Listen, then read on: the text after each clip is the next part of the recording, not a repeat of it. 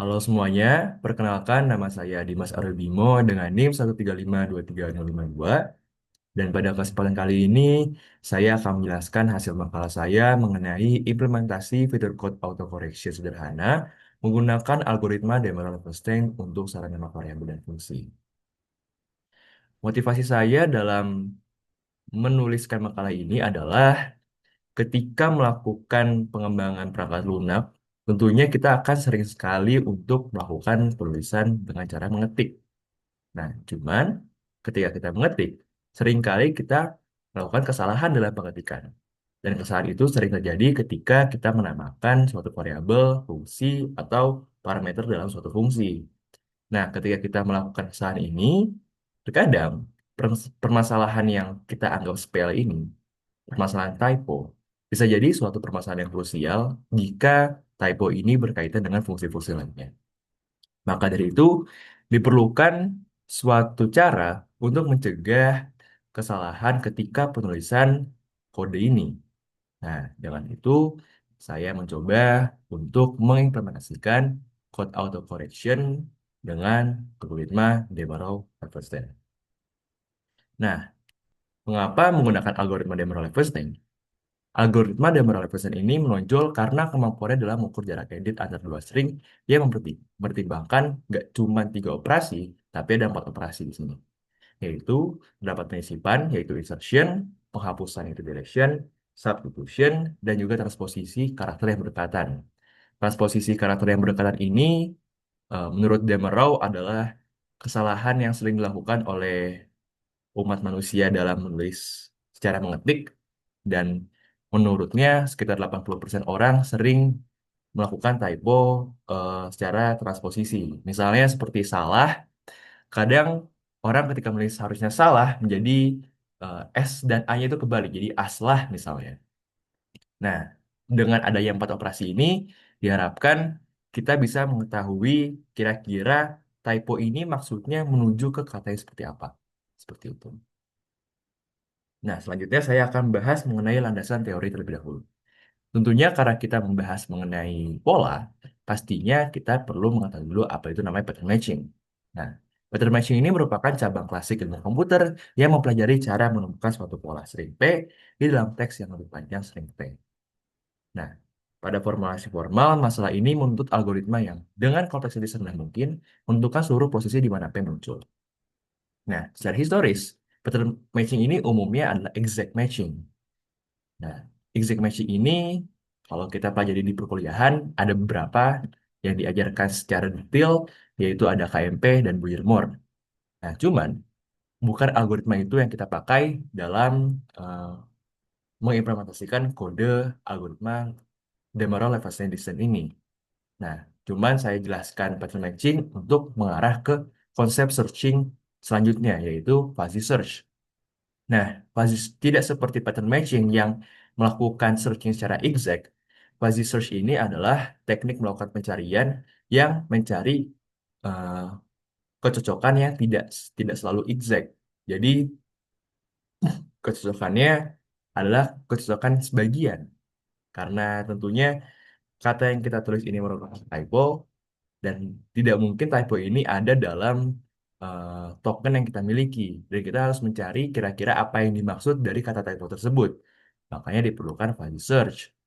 Nah, seperti yang dijelaskan di sini, berbeda dari pattern matching eksak, fuzzy search biasanya menambahkan lapisan indeks balik atau inverted index yang berbasis token atau n-gram agar pencarian skala besar tetap efisien. Pada mesin pencarian modern, pipeline dapat mengikuti normalisasi, scaffolding, stemming, pembangkitan kandidat via n-gram, lalu ranking berdasarkan seluruh jarak edit yang presisi. Dan dalam code editor, fuzzy search memungkinkan penemuan simbol bahkan ketika hanya sebagai nama yang diingat atau ketika pengguna salah menuliskan huruf kapital kecil. Nah, di sini kita fokusnya dalam code editor saja. Nah, dalam code editor ini, fuzzy search juga berguna dalam searching kalau kita ingin men-search suatu nama variabel, tapi juga bisa mengetahui eh, kira-kira mana variabel yang salah penulisannya. Nah, lalu kita lanjut ke algoritma jarak edit. Jadi, algoritma jarak edit ini adalah eh, konsep di mana edit didefinisikan sebagai jumlah minimum operasi dasar penyisipan. Seperti yang kita ketahui di awal, konsep penyisipan itu secara umum cuma ada tiga, yaitu insersi, substitusi, dan juga deletion. Nah, di sini algoritma jarak kredit adalah menghitung kira-kira dari ketiga operasi ini kita membutuhkan seberapa banyak operasi untuk mengubah suatu string typo yang tadi untuk sesuai dengan string yang kita punya. Nah, di sini disebut sebagai algoritma jarak kredit. Dan di sini ada salah satu algoritma yang cukup powerful yaitu algoritma Wagner-Fisher. Algoritma Wagner-Fisher ini membangun tabel dynamic programming untuk menghitung jarak edit klasiknya. Jadi kita tidak perlu lagi menggunakan eh, pencarian yang naif, tapi bisa menggunakan dynamic programming yang bisa grow dan cenderung lebih efisien. Nah, selanjutnya ada algoritma Lefferts distance. Nah, algoritma Lefferts distance ini adalah secara singkatnya algoritma jarak edit yang cukup lengkap. Jadi algoritma jarak edit ini sebenarnya ada banyak, ada beberapa. Cuman yang bisa melakukan tiga operasi sekaligus itu eh, yang saya ketahui ada level stand distance. Dan sebenarnya masih ada algoritma lain yang cuma melakukan tidak sepenuhnya dua sebagian dan itu mungkin bisa dicari tahu lebih lanjut. Dan di sini algoritma level stand distance menghormatkan masalah seberapa jauh dua string berbeda sama tentunya seperti dengan algoritma-algoritma fuzzy searching atau algoritma jarak edit yang lain. Nah, di sini intinya algoritma Leibniz distance adalah algoritma yang menerapkan ketiga konsep jarak edit tadi. Nah, tentunya menggunakan tabel Wagner-Fisher lagi yang berbasis dynamic programming. Dan di sini ada penjelasan dalam algoritma Left-Stein distance secara singkat. Misalnya kita memiliki string berisikan kitten dan kalau kita ingin mengubah string tersebut sebenarnya yang kita maksudkan adalah sitting, maka kita harus melakukan beberapa operasi. Nah, operasinya adalah kamu ubah menjadi S, lalu E disubstitusi dengan I dan juga diinsersi huruf G sehingga jadi sitting seperti itu. Dan untuk penjelasan lanjutnya mungkin akan lebih enak jika melihat sumber di bawah ini. Nah, selanjutnya adalah algoritma Lefferts distance. Algoritma Demarol-Lefferts distance. Jadi, algoritma ini adalah algoritma perluasan dari Lefferts distance. Yang sebelumnya sudah saya jelaskan bahwa algoritma Lefferts distance ini cuman menggunakan tiga operasi, di sini menggunakan operasi tambahan, yaitu operasi transposisi. Dan di sini Demarol ini eh, bilang kalau 80% pola kesalahan ketik manusia ditentukan oleh si transposisi ini. Nah, jadi ini salah satu algoritma yang cukup powerful. Nah,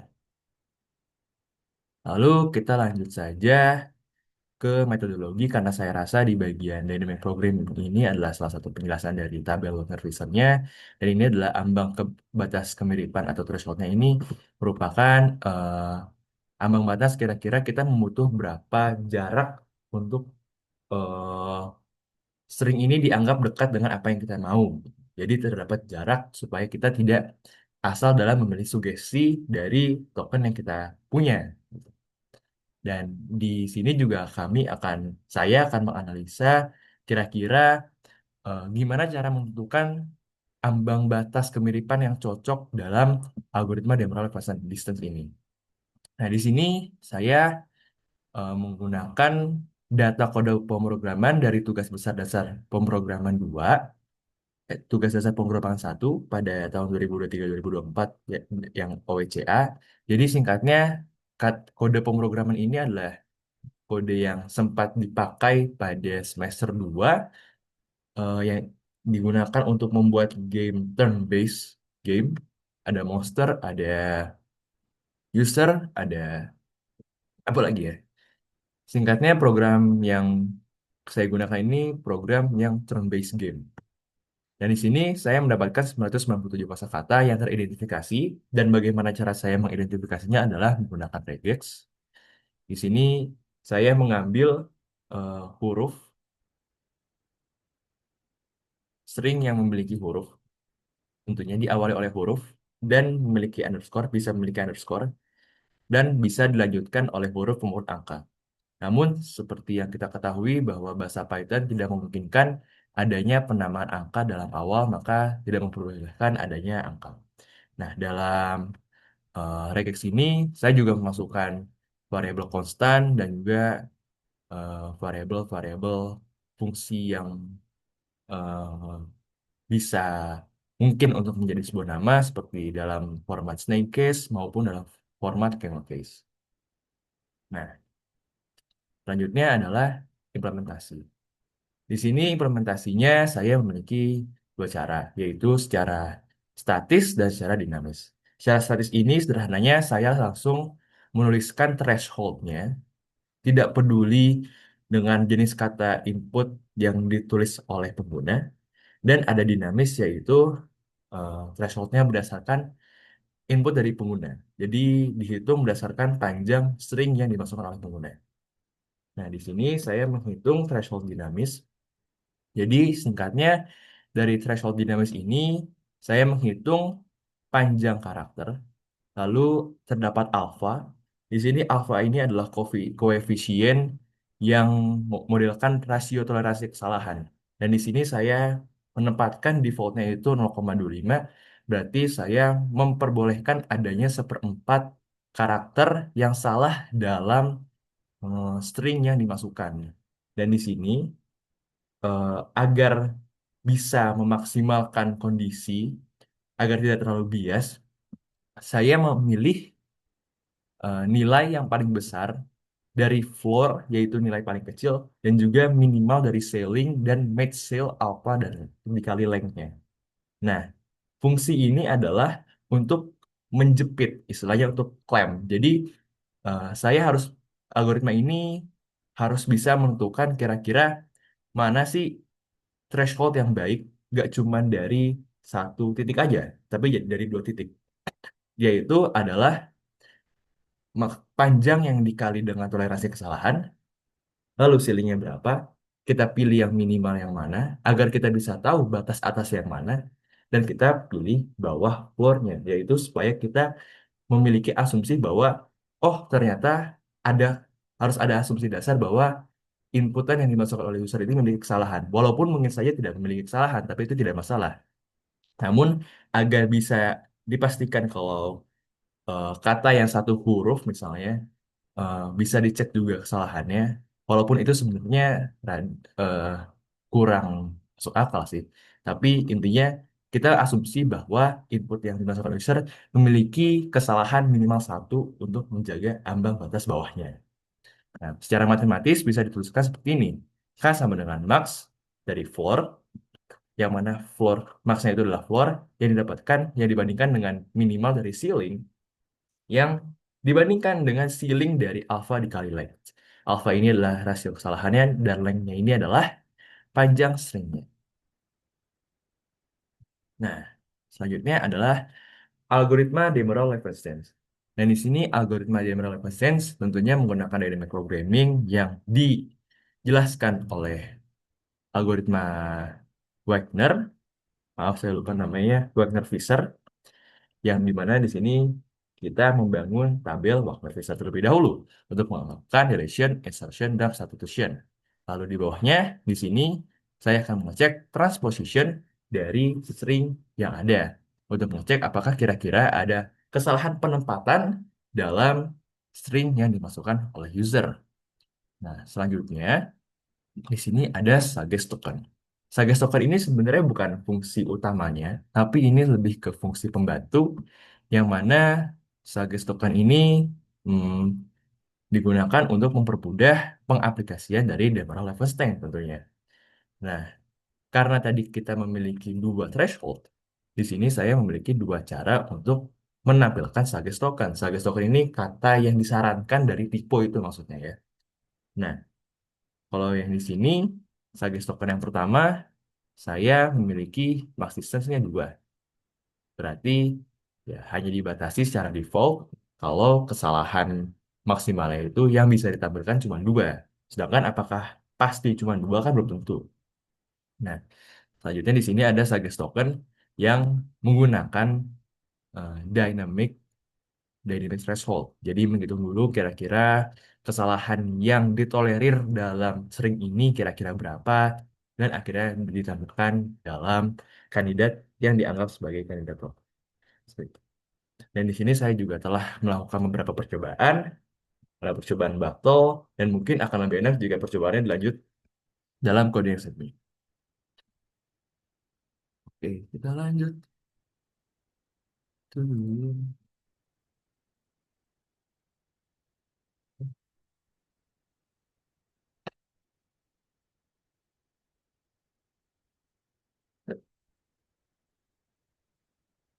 Oke, jadi ini adalah algoritma Demerol Everson Distance-nya, dan kita bisa langsung mulai saja.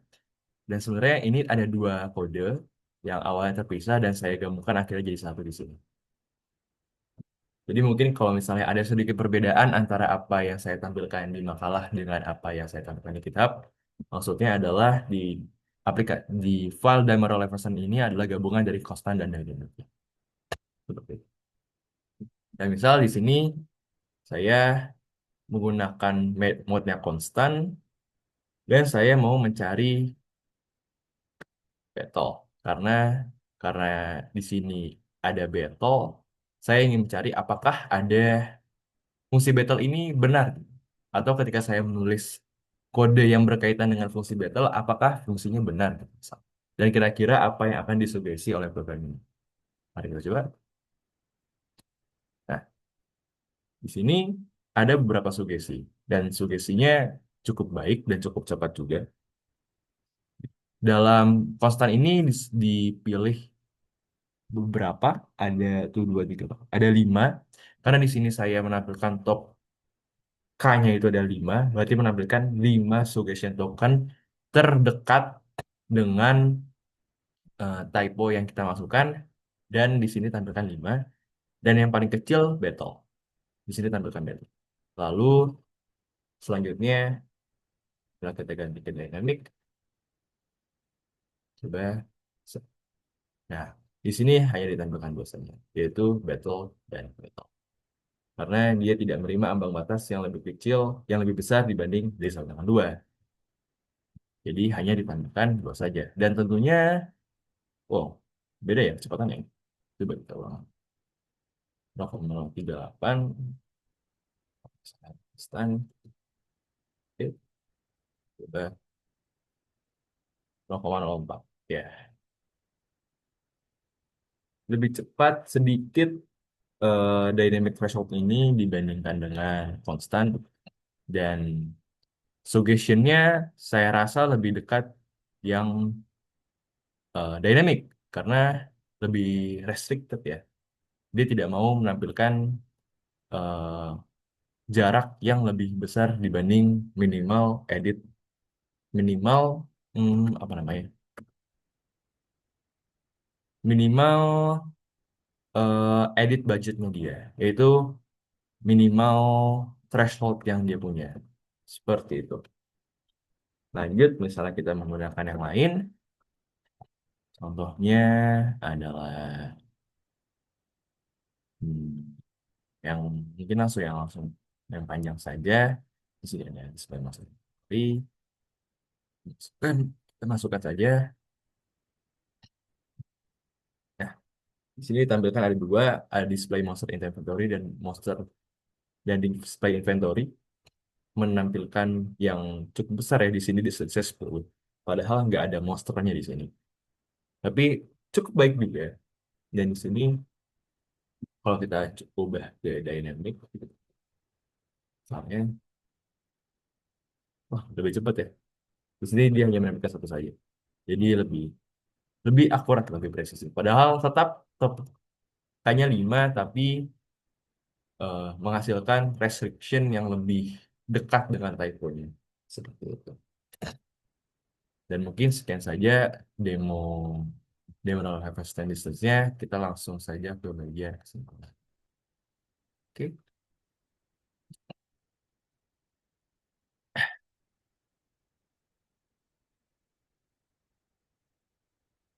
Jadi dari hasil analisis yang saya coba, ternyata tentu saja kalau yang menggunakan dynamic dynamic threshold pasti akan mendapatkan presisi yang lebih tinggi karena terdapat restriksi yang lebih jelas. Kita menggunakan clamping agar tidak menampilkan suggestion-suggestion dengan distance yang cukup besar dengan batas tolerir tadi yang hanya maksimalkan dari seperempat rasio kesalahan dari sepanjang string user yang diinput sehingga lebih presisi. Namun di sini juga terdapat latensi yang lebih rendah. Tadi kalau kita cek, walaupun sebenarnya ini tergantung dari device masing-masing, namun saya tempatkan karena bisa jadi kalau misalnya data yang lebih banyak mungkin akan lebih terasa ya. Karena di sini cuma ada 997 kosakata saja, mungkin tidak terlalu signifikan, tapi kalau dalam pemrograman yang lebih besar mungkin akan lebih terasa. Dan di sini juga skalabilitasnya adaptif karena K ini berbanding lurus dengan panjang token. Jadi kalau misalnya panjang tokennya lebih banyak, input dan user lebih banyak, akan mentolerir lebih banyak lagi batas thresholdnya. Jadi nggak cuman misalnya tadi cuma dua gitu, atau jadi cuma berapa ya yang dalam percobaan saya. Nah itu cuma batas threshold konstannya adalah 10. 10. Kan tadi ditambahkan 10. Karena lebih adaptif, jadi suggestion-nya juga lebih presisi dan juga lebih robust tentunya.